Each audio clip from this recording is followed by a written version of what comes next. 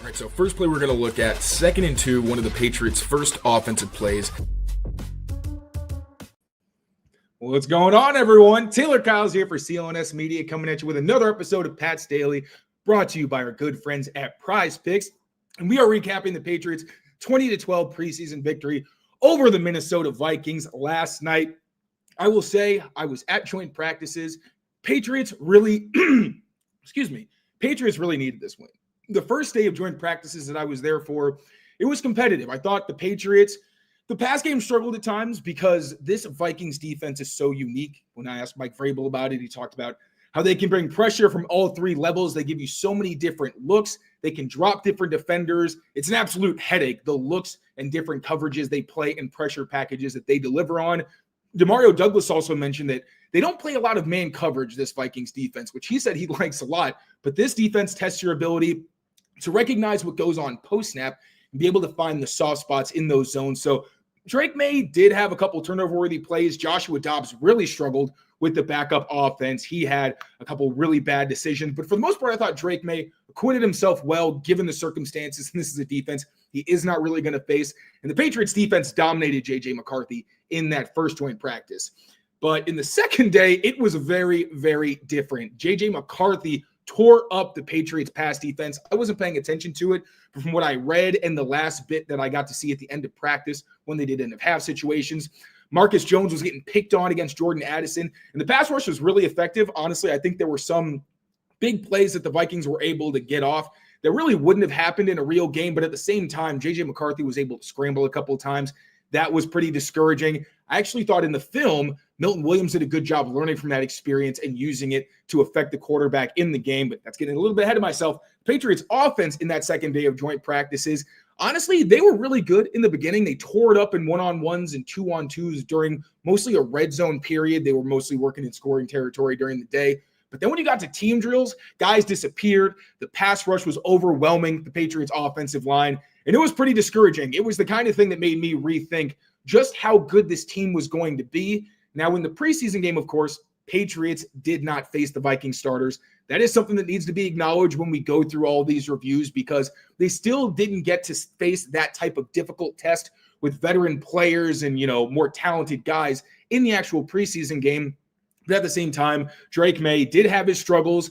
I didn't get to get as much into his film as I wanted to, and it's been a very busy day. So I'm actually going to do a Drake May film breakdown that I will be posting tomorrow, as well as a little bit of a deeper dive into the rookies. But today, I wanted to more focus on some of the bigger questions that I felt like people had exiting yesterday's game, as well as the plays that I felt made the game, where it felt like the team, offense, defense, and special teams did a really good job in getting the Patriots that 20-12 victory. So let's just look at the chat real quick before I get going. What's up, everybody? Thank you for all the kind words. Nelly, what's up? Nikhil, we got Gerton. Yo, Nelly, what's up, buddy? Thank you for showing up. All right.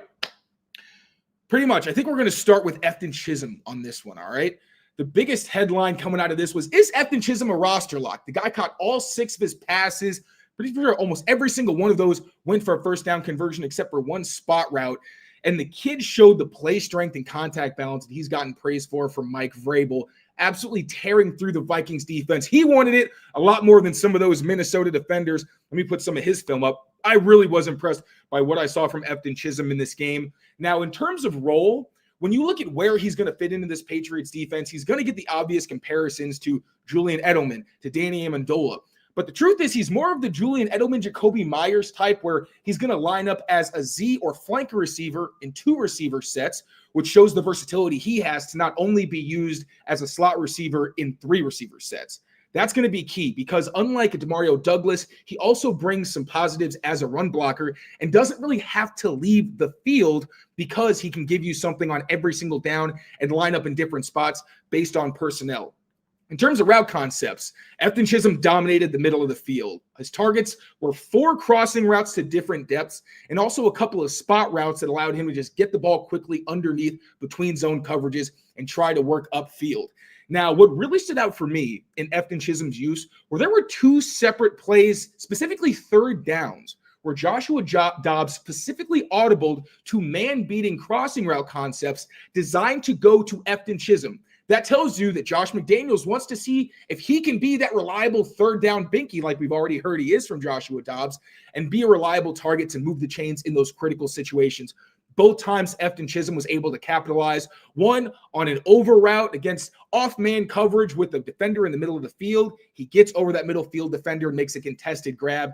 And then the most impressive one, which I'm sure everybody already knows about, is actually going to come up on this play. We're going to break this down later. But the mesh concept, the exact same concept he scored on last week against the Commanders, fighting through multiple tackles, which he did earlier on the drive as well. Just a dominant series from Efton Chism there, fighting through tackles, showing his savviness and his balance, but also his vision to make the most of all the yardage in front of him. Josh McDaniels has really liked so far scheming this guy open over the middle of the field.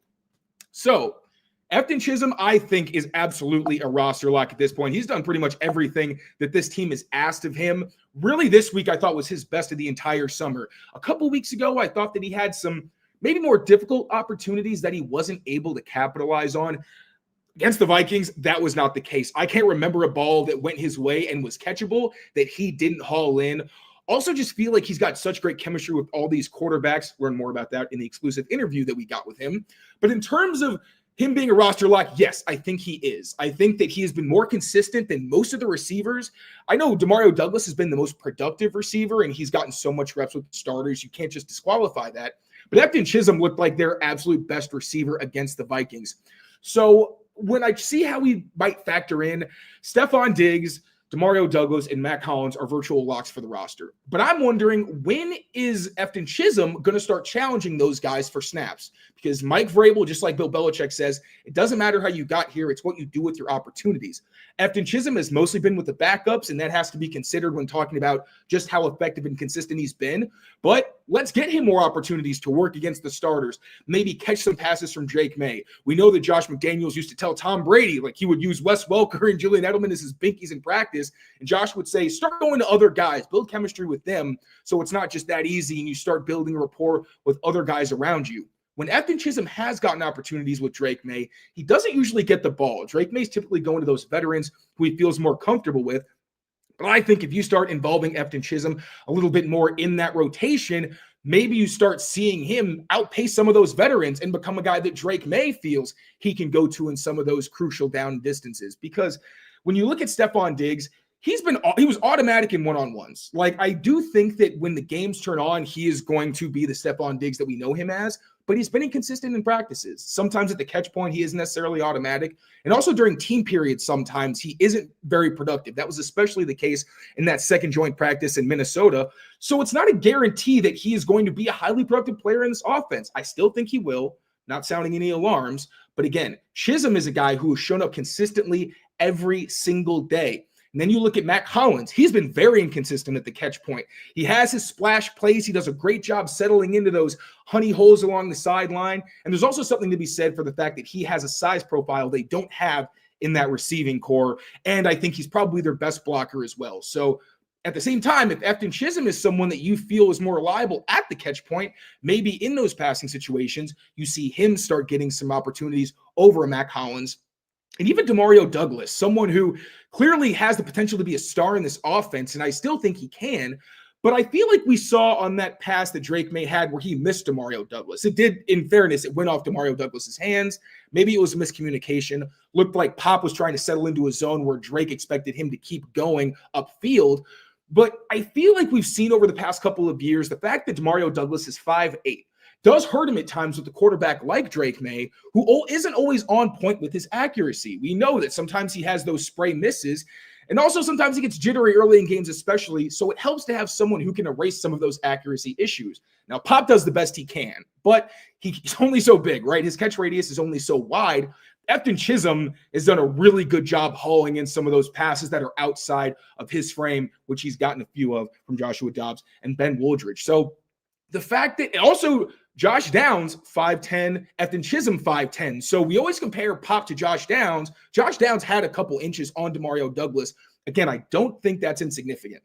So I want to see this week Efton Chism start working into the rotation. I don't know who that might come at the expense of, but I don't see, as long as he's healthy, because he left the game early. I'm hoping it's because he was so productive and they just want to put him in bubble wrap, but it looked like he was getting looked at by trainers. So that's a big TBD. But Efton Chism's able to get some more opportunities with the starting offense because I think he's earned them. There's no one in this offense who's been as consistent and reliable. Demario Douglas had, I don't know if you can call it a drop, maybe a 50-50 blame there between him and Drake May in the game. But also, not to overblow it, but Demario Douglas also turned up field too quickly when he was wide open on that second day of joint practices and dropped a pass. I'm not going to bury the guy for it, but again, we're talking about consistency and earning opportunities. I think Efton Chism has done a pretty fantastic job of that. Now, moving on to what I thought was the second biggest storyline entering this game, the left guard competition.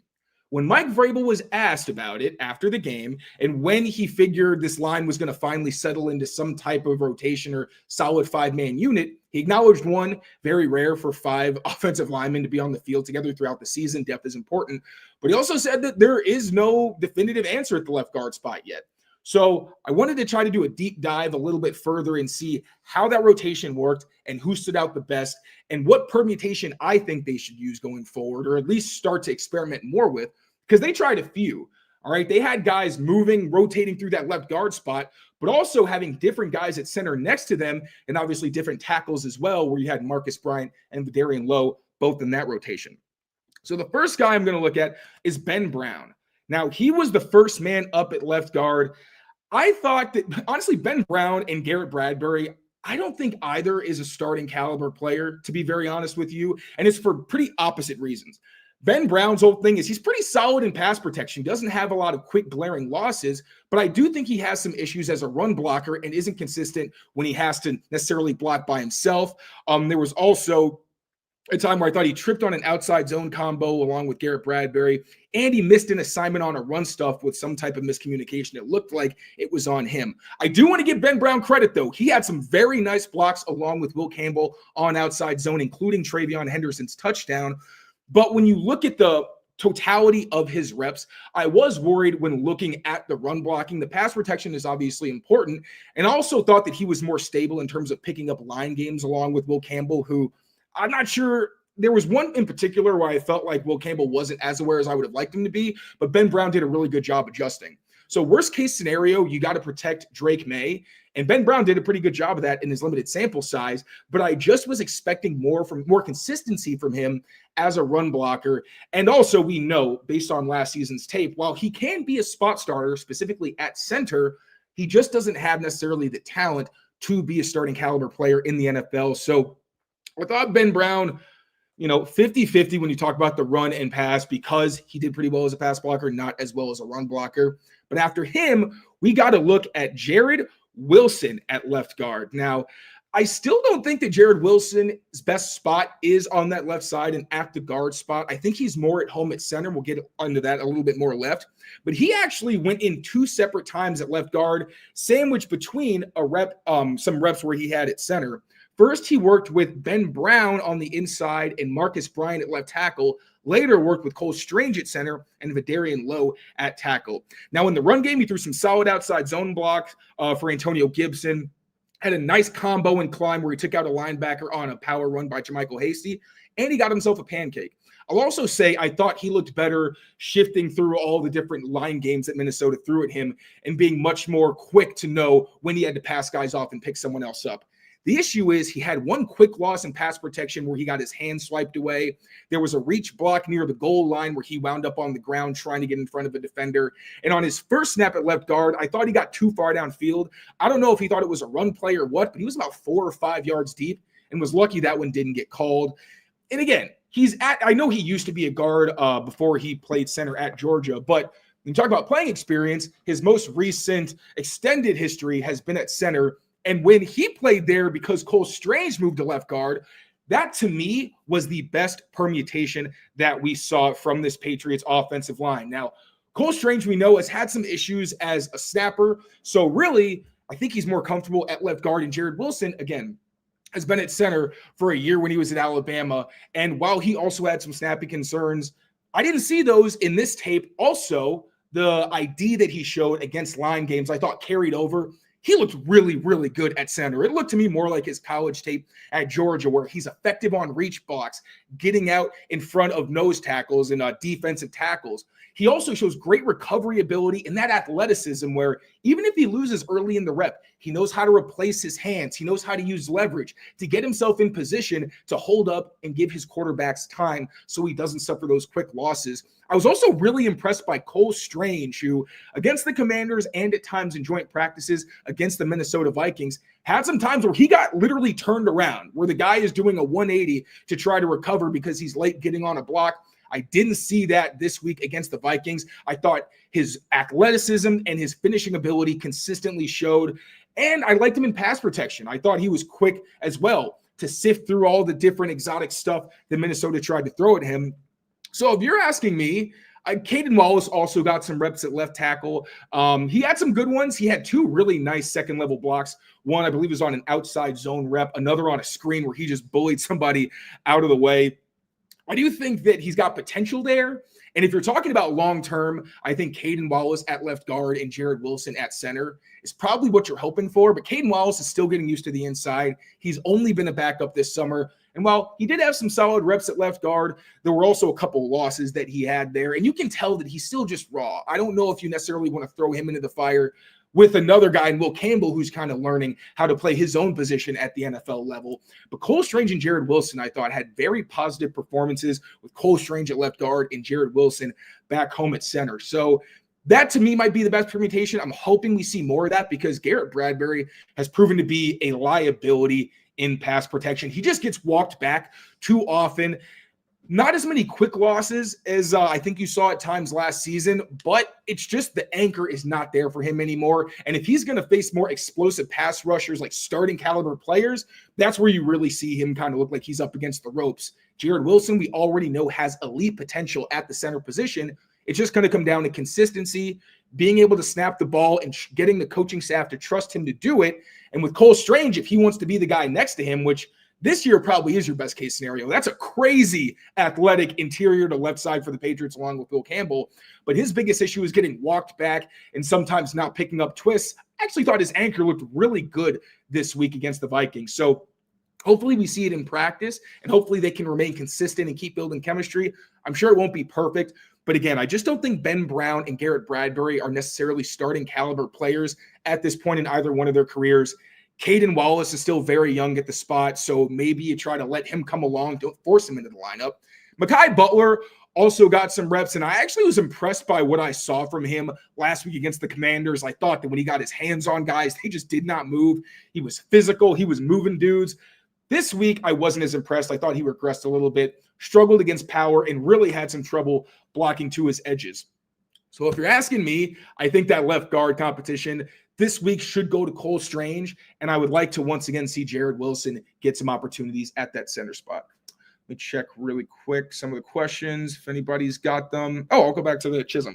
Can Chism play in a different position other than slot so he can play with Douglas? Absolutely. Like I was saying earlier, I think he's going to be able to play that Z receiver spot like you see from Jacoby Myers, where he comes in motion, he's off the line of scrimmage, gives him a little bit more freedom as a route runner, especially if you're going to play condensed looks where he's going to have the entire field to work with. Nelly, what you got? What's your take on the secondary competition? Is it too close to say who is going to be the depth piece? Actually, let me save that for later. That'll be later on because that's actually a really good excuse to transition over to the defense because there are a couple guys that we're going to have to talk about on the back end there, and that is Anfernee Jennings and Kyle Duggar.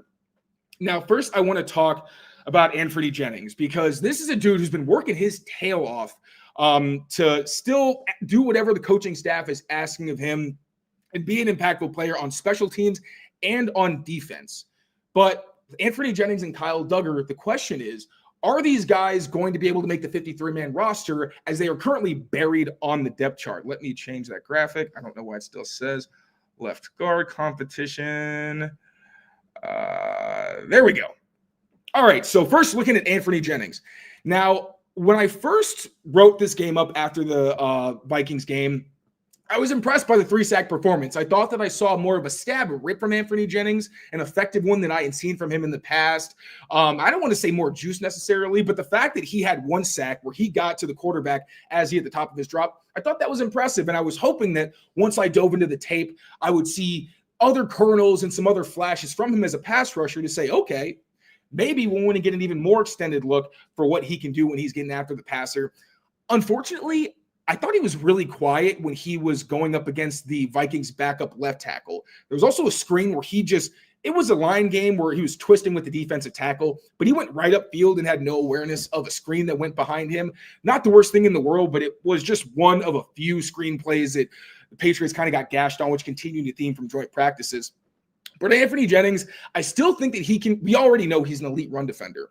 And I think that he can be effective as a pass rusher at times when he uses power, when he's able to knife inside, and also on pure effort, like the 14-yard loss that he had when the quarterback tried to get outside the pocket. That was great effort making the shoestring tackle. The problem is he's behind players that are more athletic, so they have more juice as pass rushers. They're a little bit more flexible in terms of being able to chase after quarterbacks, and they have better ability to drop into coverage, especially in this defense where there's going to be a lot of simulated pressures where edge defenders are asked to drop into coverage. I just don't really think that's a place where Anfernee Jennings thrives. And I was hoping to get an excuse to, thump the table for him in the tape. I still think he is who we know him as, where he's a great run defender who doesn't give you as much as a pass rusher as the guys above him, like Keon White, Harold Landry, Calebon Chason, who's going to have a much bigger role than I think people might anticipate. And you also got young guys like Braden Swinson and Elijah Ponder who can not only contribute on defense if they can see the field, but also on special teams as they earn snaps. And even Truman Jones got snaps above Anfernee Jennings, and Jennings didn't get any reps with the starting defense. So unfortunately, I do not see a future for Anfernee Jennings on the Patriots, but I do think that he could potentially get you some solid compensation, maybe like a 5th-round pick on the trade market for a defense that's trying to improve its run defense. Now, Kyle Dugger, I do want to give him credit where it's due.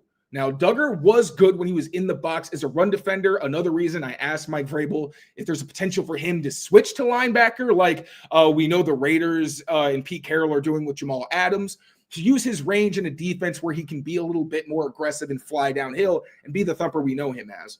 Also got to give him credit for getting the interception at the end of the game. It was a bit of a gimme, but he capitalized, although you got to secure the ball. We're going to touch on that play a little bit later as well.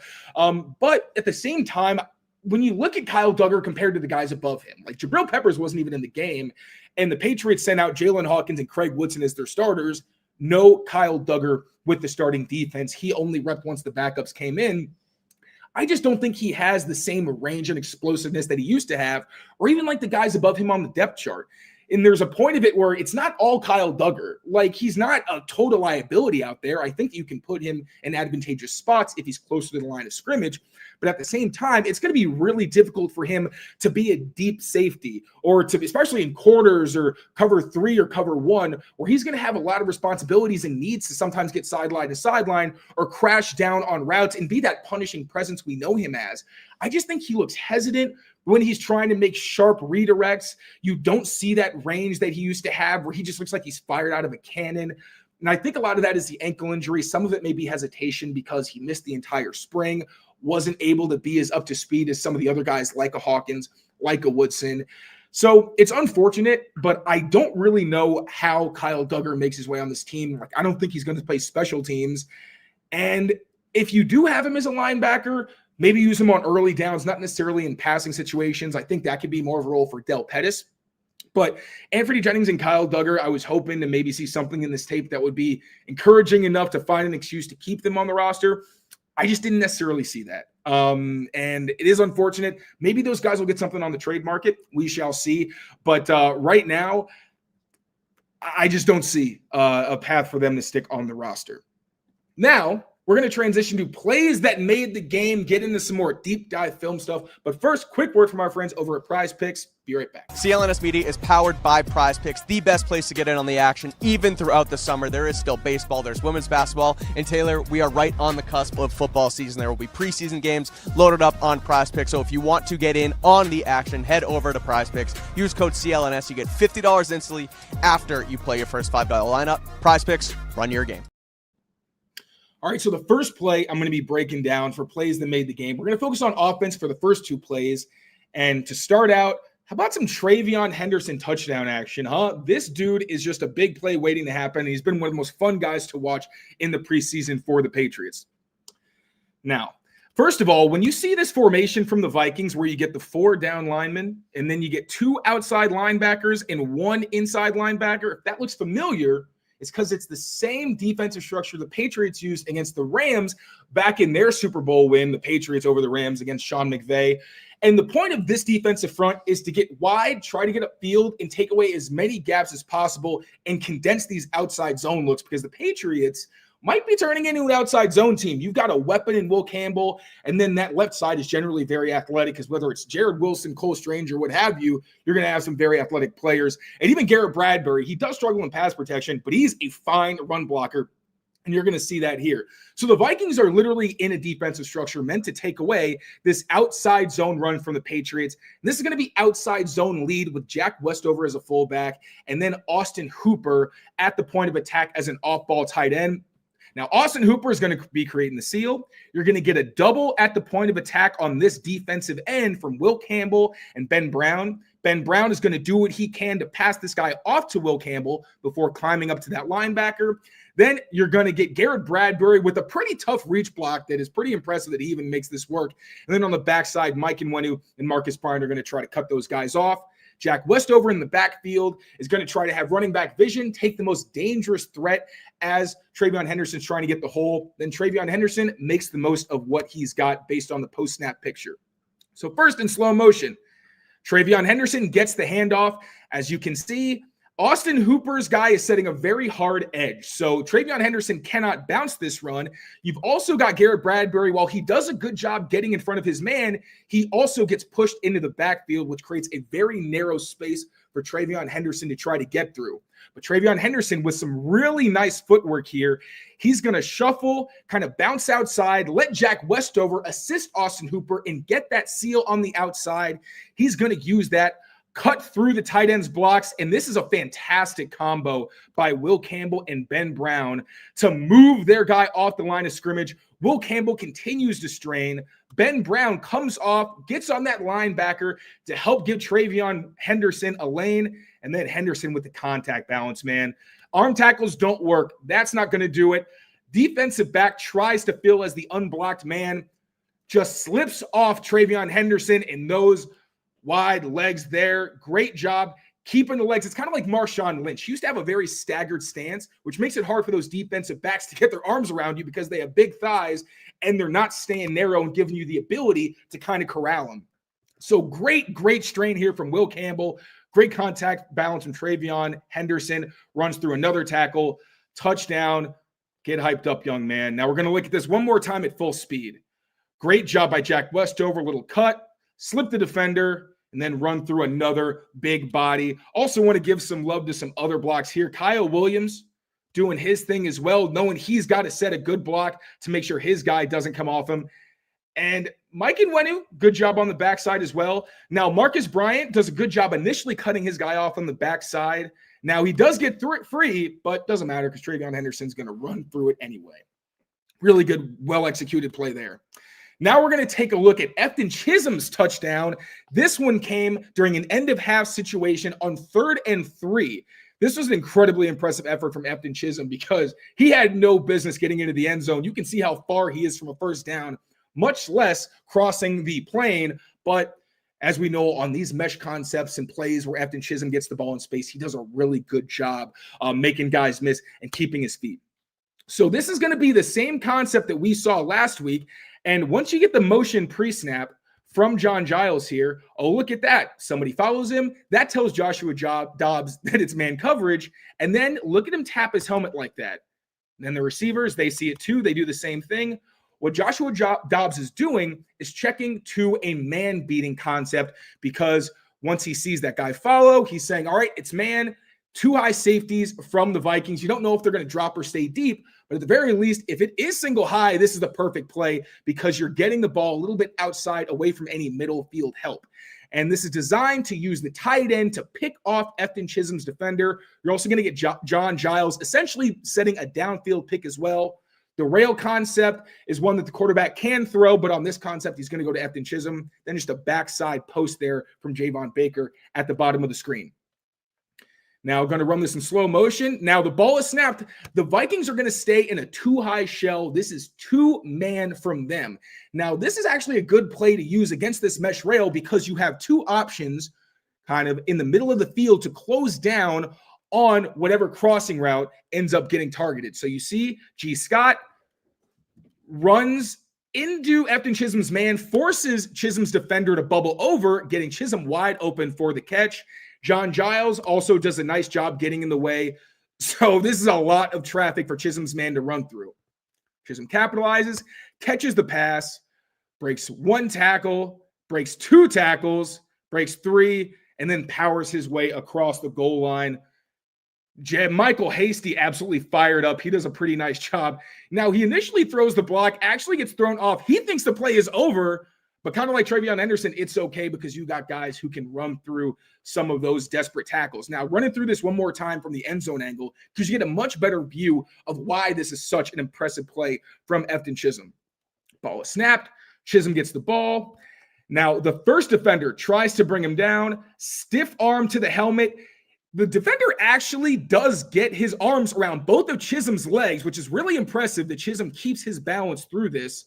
Then lets another defender kind of drops his shoulder to glance off of that hit, keeps his balance through the desperate leg tackle. John Giles does a nice job also throwing a block once he knows that Efton Chism has the ball and is working to get into the end zone. That allows Chism to make a cut off of him. Kind of see 37 desperately try to get him. That's not going to be enough. And the safety, again, tries to get Chism's legs. You even got a defensive lineman trying to go high, but it's too late. Chism's already across the goal line. Love how he gets fired up also and then just immediately turns around to make sure that he can celebrate with his teammates. Really good play there from Efton Chism. Now we're going to move on to the defense. We got 2 turnovers from the Patriots defense. The first one I thought was a really cool play because of what the Patriots dialed up on defense. Now, this is going to be a nickel defense, and they're going to run cover 3 creeper, which basically means that you're going to rush 4 defenders, but rather than rushing 4 down linemen, the 4th rusher is going to be someone who's off the ball. In this case, slot corner Marcus Jones. Then you're going to get Craig Woodson dropping down to the 2 receiver side, and you're going to get Jalen Hawkins moving into a deep 3rd zone. Now, running this slowly, you can see Marcus Jones. He's coming, but you have Keon White dropping on the other side of this play. And Keon dropping takes away the quarterback's initial read. He can't throw this quick out. That forces him to try to go to the other side of the field. Unfortunately, the pocket ends up in his lap. He tries to spin out of the pocket. Kayvon Chason's there. And then you get Alex Austin and Craig Woodson both looking for the ball. But Craig Woodson does a nice job kind of pulling up, seeing that Alex Austin is going for the ball. And Austin, very opportunistic to secure the pick. Now run this one more time at full speed. Craig Woodson dropping. Keon White takes the throwaway. Try to go backside. Not there, sorry. Kayvon Chason with the key pressure, attacking the quarterback and forcing a bad throw. Sales, defense capitalizes. Great job, Alex Austin. Now, let's take a look at this from the end zone angle. You got Kyrus Tonga right here looping around to make sure the quarterback can't get out of the pocket.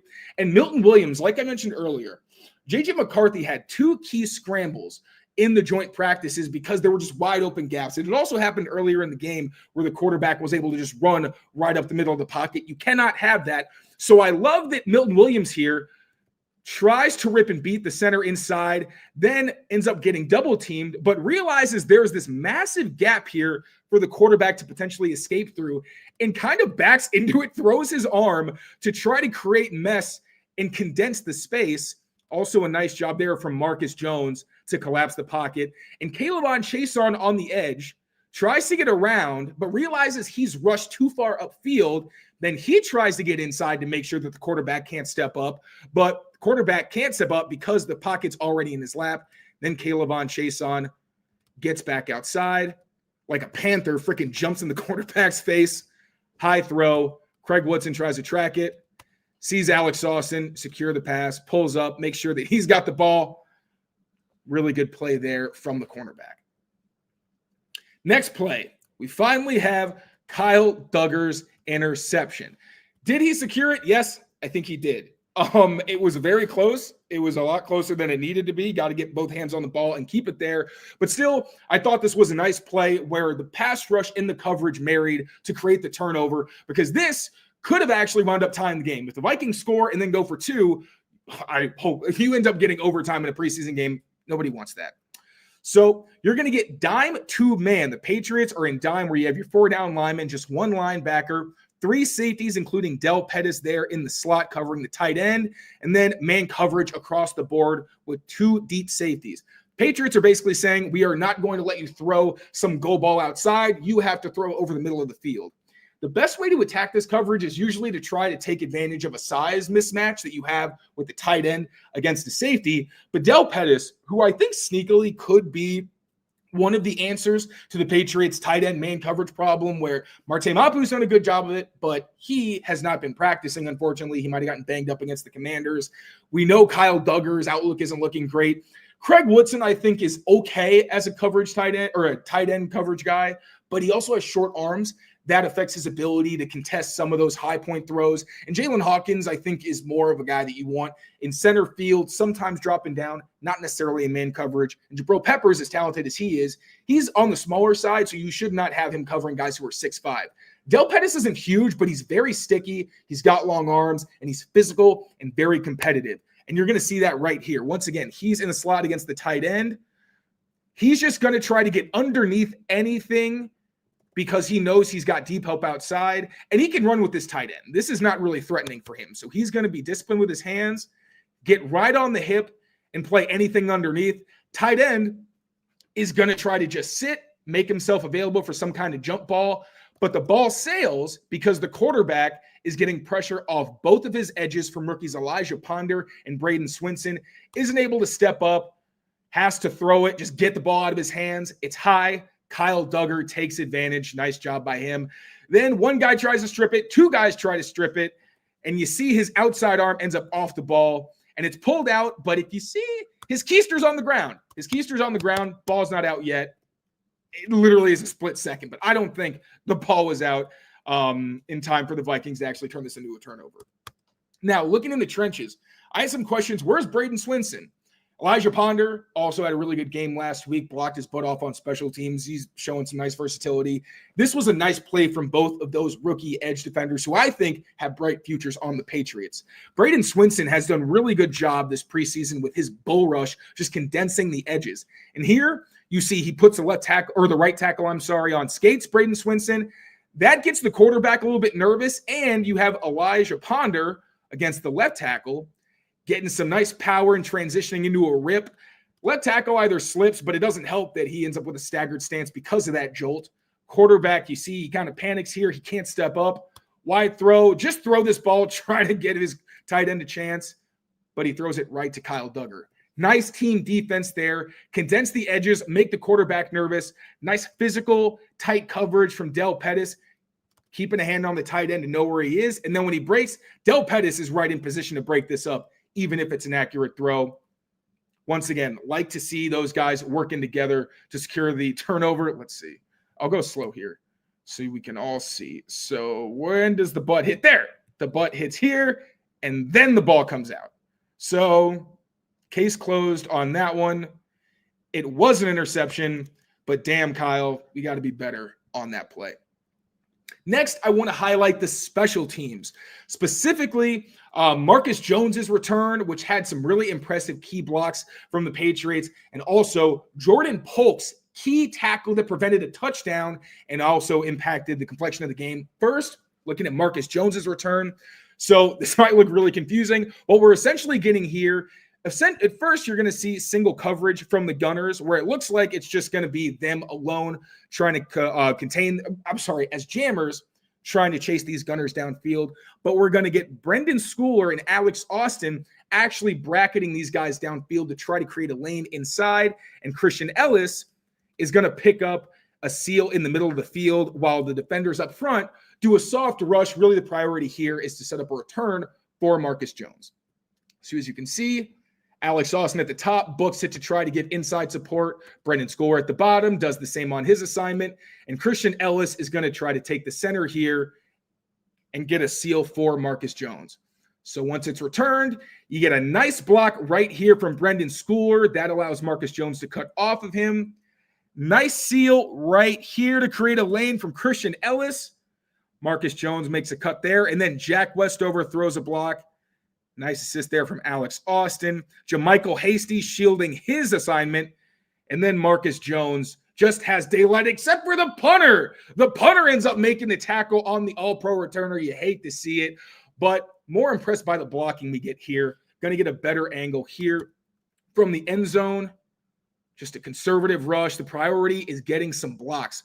Also, let's look at Elijah Ponder, actually, because this dude stays on his block throughout the duration of this play, takes his man off the screen. Little bully on a double downfield, sticks on the block, and does not get off. I love Elijah Ponder as a pass rusher, but he's also really impressed me on special teams. But going back to the beginning of the return, Marcus Jones cutting off Brendan Schooler. Then you're going to get a nice seal there from Christian Ellis to give him a lane. Miles Battle. Going to combo there with Jack Westover. Michael Hasty, who I also think has a really good shot to make this roster as a fourth running back. Versatile as, one of those depth pieces in the backfield. Also impactful in a core for special teamer if you need him to be. So really good team blocking from the Patriots. Just obviously want to see Marcus Jones make the punter miss at the end. All right, last but not least, Jordan Polk, a guy who showed up as a blitzer, as a run defender, also had an interception last week. That kind of versatility is going to get you noticed by NFL teams. So I was impressed by what I saw from that young man. So what we're going to get here is essentially all of these guys are going to get blocked by their assignments. You're going to have two free players to the bottom. Isaiah Bolden is going to kind of get underneath to provide support, whereas Jordan Polk is going to try to stay up top just in case there's any type of pursuit angle that he needs to close, as we're going to see happens on the return. Because initially it looks like the returner's tackled here by Truman Jones, but because Truman's engaged, he's not able to bring down the running back. And you'll see that right here, especially Trey Avery, I think he actually loses track of the returner because he's looking here. The returner's over here. And then he notices, oh shit, that guy just ran right behind me. And a lot of guys have over pursued. Even Jordan Polk doesn't have a great angle to contain the return. And then this guy looks like he's about to run to the end zone for a score, but great effort from Jordan Polk, not giving up on the play and chasing it down. This turned what could have been a touchdown for the Vikings into a field goal. So when you talk about plays that make the game, that's a small one. Usually in a win, you're not highlighting a big return, but I love the effort from Jordan Polk. Really did end up changing the complexion of the game. Once again, you see Trey Avery, number 26, overruns the play right here, creating that cutback lane for the returner. Jordan Polk also ends up kind of giving the returner an angle, but redirects, doesn't give up on the play. You got him. Barely gets him. No penalty. Tries to actually go for the ball as well. Make the most out of this at the end, but also when you go for the ball, sometimes you can miss out on the tackle. So got to give him credit there for not necessarily getting the strip, but finishing. And once again, setting up his defense.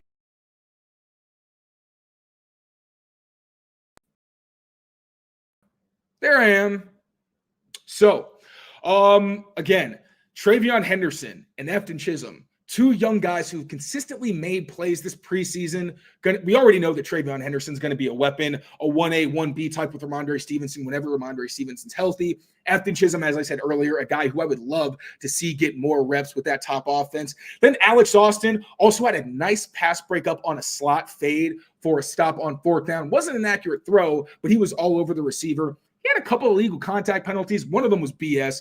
The other one, I don't even think it was actually supposed to be on him. I think it was supposed to be on Miles Battle. Another one I thought was very ticky-tack. I wouldn't be surprised also to see Alex Austin get some more reps as the top slot corner.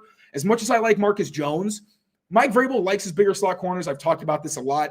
And Marcus Jones just doesn't have the size to be as consistently competitive as I think you need, especially with the kind of slot receivers you have in the NFL. There's so much talent. And there's not a lot of guys who are that 5'8" guy where Marcus Jones can not just stay in the hip, but also consistently contest passes. Alex Austin has looked good inside and out. I want to see what he can do as that bigger presence, see if he can keep up with some starters consistently out of the slot. And then also Jordan Polk, guy who he's a long shot to make the roster. I think if he does clear waivers, he's absolutely making the practice squad. But I also wonder if somebody may want to take a chance on him as maybe a core special teamer and see if they can get anything out of him as a slot corner for their team. All right, let's get to some questions before we wrap this one up. All right, now we get to Nelly's question. What is your take on the secondary competition? Is it too close to say who is going to be the depth piece? So at cornerback, I think it's going to be Christian Gonzalez, Carlton Davis. I still think Marcus Jones makes the team. I just think it's going to be maybe a competition early on between him and potentially Alex Austin. DJ James hasn't practiced and he didn't play in the game last week, so TBD on him. And without Marcellus Style, it is kind of tough to see who could maybe get that fifth cornerback spot. I'd assume it would probably go to Miles Battle.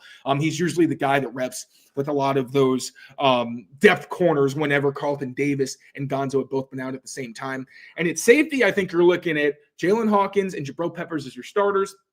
Craig Woodson at that third safety spot, And I think Del Pettis makes his team. He's a guy who can, again, be a core special teamer for you.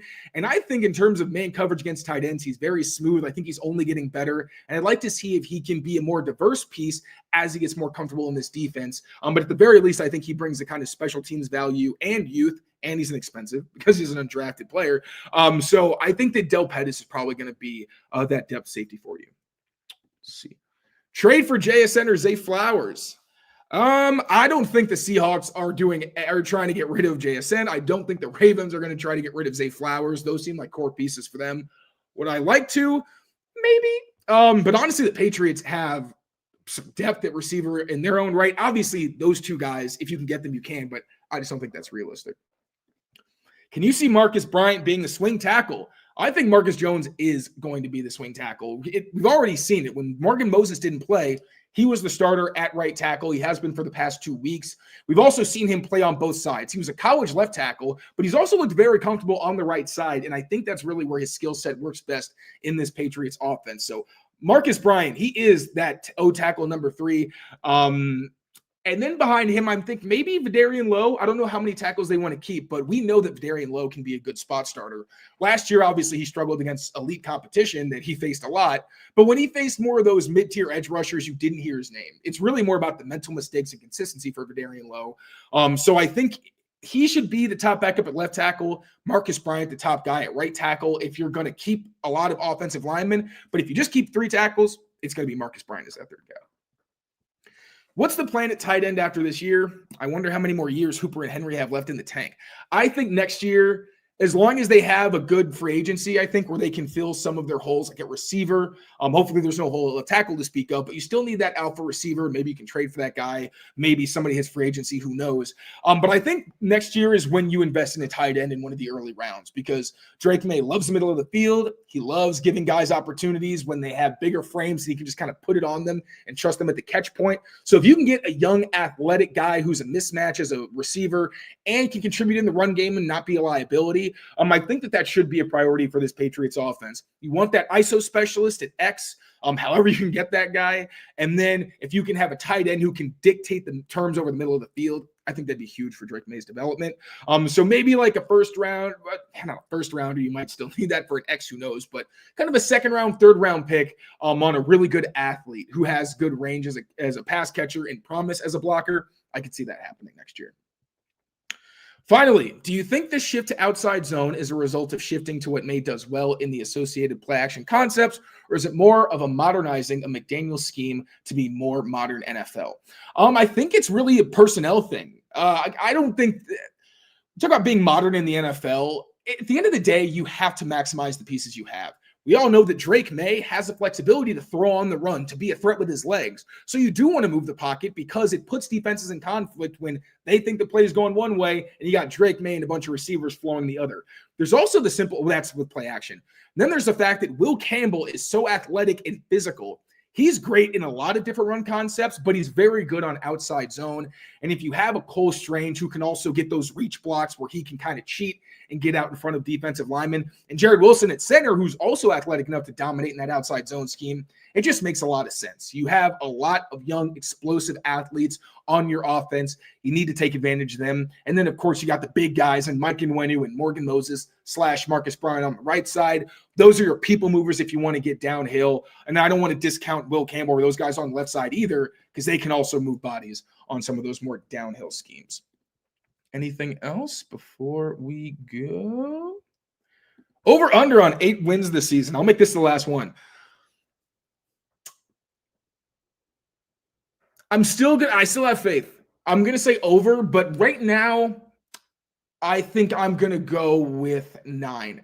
Just because I still think they should get to 10, but I need to see more consistency on the offensive line. I need to see what the combination is going to be. If they do go with Cole Strange and Jared Wilson, and that works, and we don't get glaring mistakes in this last week of the preseason, and obviously, as they go on, then I'll feel better. But the uncertainty along the offensive line, which I didn't expect, because when I made my win prediction, I thought Leighton Robinson was going to be a more key piece. He didn't get any snaps in the left guard competition, which is, I believe, the first time that he hasn't. He actually repped at right guard, and he looked okay. He had some key blocks in the run game. There was one that he fell off of, but I thought he looked fine in pass protection as well. It just feels like they don't love him in the system for whatever reason. So that just really changed my outlook. Also, just want to see more consistency from the passing game. Like Drake May gets a delay of game, which was also a theme earlier before they even left for Minnesota during an end-of-half period. Accuracy has been pretty inconsistent as well. That makes me think that while I think mentally Drake May is going to protect the ball, although sometimes I think he may be protecting the ball a bit too much. We'll talk about that more tomorrow. I do think that the accuracy is going to lead to more turnovers than we might expect just by saying, oh, this is a guy who's going to protect it in terms of the decision-making. I still think like when you get those high misses over the middle, like we saw at times in those joint practices, those are the plays that scare you because you're just begging for that to get bobbled, gets up in the air, and there's so many defenders around, they end up capitalizing. So I'm going to go with 9 wins for right now, but if we get a little bit more consistency from this passing game and from the offensive line, I might feel a little bit better. Also, the fact that the starting defense got dominated on that second day of joint practices, even though they did well the day before, I'm going to need to see how they bounce back from that, because that was discouraging, because this is a defense that the pass rush wasn't as much of a factor in practice because they were just letting guys play. That needs to be considered because the pass rush is going to make everyone else on the back end and at the second level a lot better. But I was discouraged by what I saw on, Thursday. So just want to see passing game, offensive line combinations, and the defense, how those guys bounce back this week. I think that's going to do it, y'all. Thank you all so much for tuning in as always. Just in time. My light just died.